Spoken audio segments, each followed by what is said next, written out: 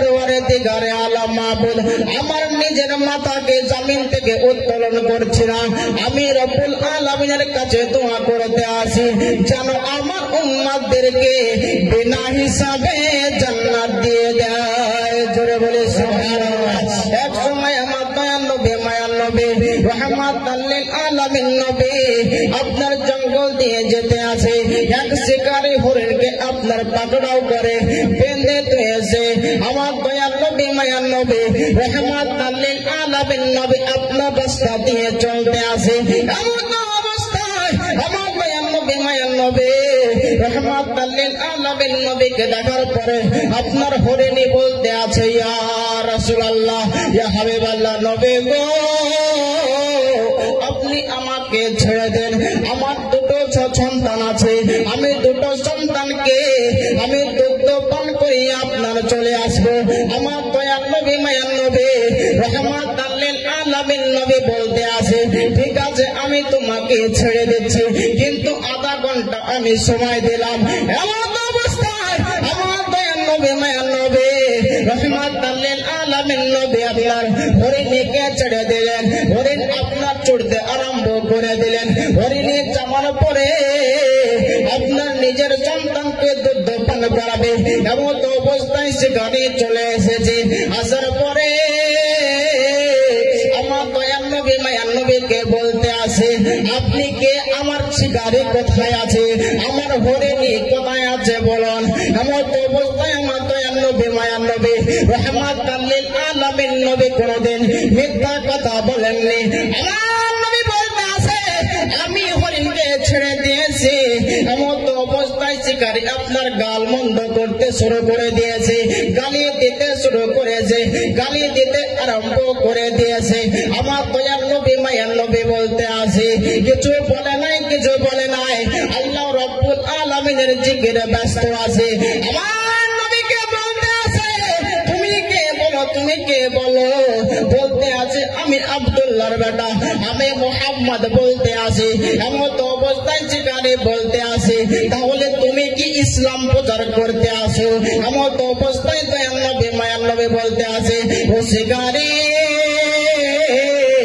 আমি ইসলাম প্রচার করতে আসি, আমি আল্লাহ রব্বুল আলামিনের একজন পয়গম্বর, এর জন্য আমি ইসলাম প্রচার করতে আসি। এইদিকে হরিণী যাওয়ার পরে আপনার হরিণীর বাচ্চাকে আপনার দুধ পান করাতে আরম্ভ করেছে। এমন অবস্থায় দুইজন শিশু আপনার বলতে আসে, ও আম্মি জান তুমি কিসের জন্য কান্না করতে আসো বলো না। হরিণী বলতে আসে, রাসূলুল্লাহ সাল্লাল্লাহু আলাইহি ওয়াসাল্লাম আমাকে ছেড়ে দিয়েছে, ছেড়ে দেওয়ার পরে আমি তোমাদের কাছে চলে এসেছি, দুধ পান করানোর জন্য চলে এসেছি। হরিণের বাচ্চা বলতে আসে, হয়তো রাসূলুল্লাহ সাল্লাল্লাহু আলাইহি ওয়াসাল্লামকে এতক্ষণ গালমন্দ করতে শুরু করে দিয়েছে, এতক্ষণ আপনার শিকারী আমার রাসূলুল্লাহ সাল্লাল্লাহু আলাইহি ওয়াসাল্লামকে অনেক মারাধরা করতে শুরু করেছে। এমন অবস্থায় হরিণীর বাচ্চা বলতে আছে, আমি দুধ খাবো না, আমি যাব রাসূলুল্লাহ সাল্লাল্লাহু আলাইহি ওয়াসাল্লামের কাছে ক্ষমা চাইতে যাব। এমন অবস্থায় হরিণীর সঙ্গে সঙ্গে দুইজন বাচ্চা আপনার চলতে আরম্ভ করেছে। দয়াল নবী মায়ার নবী রাহমাতাল লিল আলামিন নবীর কাছে যাওয়ার পরে আপনার দুইজন বাচ্চা আপনার কদমে চুম্মা দিতে শুরু করেছে। আমার দয়াল নবী মায়ার নবী রাহমাতাল লিল আলামিন নবী জিজ্ঞাসা করতে আসে, তুমি কিসের জন্য সন্তানকে নিয়ে এসেছো। এমন অবস্থায় দুইজন বাচ্চা বলতে আছে, ইয়া রাসূলুল্লাহ, ইয়া হাবিবাল্লাহ, নবী গো আপনি আমার আম্মু জানকে দোয়া করে দেন। হয়তো এতক্ষণ পর্যন্ত শিকারী গালমন্দ করতে শুরু করে দিয়েছে, এর জন্য আমরা দুইজন বাচ্চা চলে এসেছি, আপনার কাছে ক্ষমা চাইতে চলে এসেছি। এমন অবস্থায় শিকারী আল্লাহ নবীর পায়ে আল্লাহ নবী সাল্লাল্লাহু আলাইহি ওয়াসাল্লামের কদম ধরে নিয়েছে, বলতে আছে, ইয়া রাসূলুল্লাহ আপনি আমাদেরকে ক্ষমা করে দেন।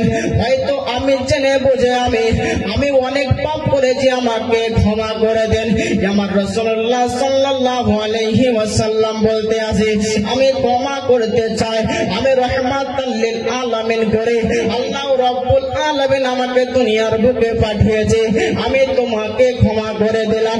এমন অবস্থায় শিকারী বলতে আছে, ইয়া রাসূলুল্লাহ, ইয়া হাবিবাল্লাহ, নবী গো, আপনি কালমা পড়াইয়া আমাকে মুসলমান করিয়া দেন। জোরে বলুন সুবহানাল্লাহ। আমার আল্লাহ রাসূল সাল্লাল্লাহু তাআলা আলাইহি ওয়াসাল্লাম বলতে আছেন, বলো লা ইলাহা ইল্লাল্লাহু মুহাম্মাদুর রাসূলুল্লাহ। এমন অবস্থায় শিকারী মুসলমান হয়ে গেলেন। জোরে বলুন, একবার দরুদ পড়ি, আল্লাহুম্মা সাল্লি আলা সাইয়্যিদিনা মাওলানা মুহাম্মদ ওয়া আলা আলি সাইয়্যিদিনা মাওলানা মুহাম্মদ সাল্লাল্লাহু আলা মুহাম্মাদিন সাল্লাল্লাহু আলা মুহাম্মদ।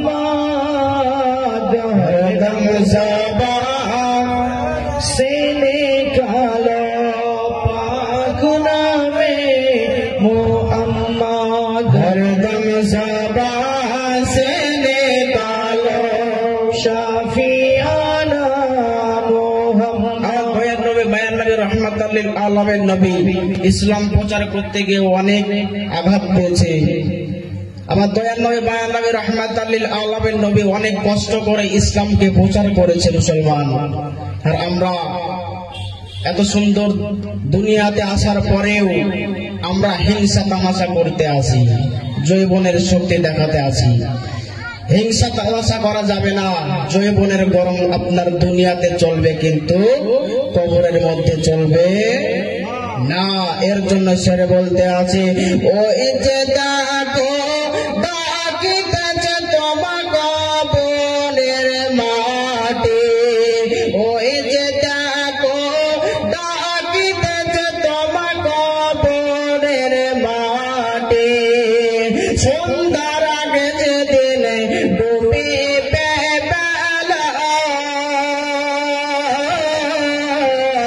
এক পলকে ভাঙে যাবে তোমার রঙের মেলা। সন্ধ্যার আগে যেদিন ডুবিবে বেলা,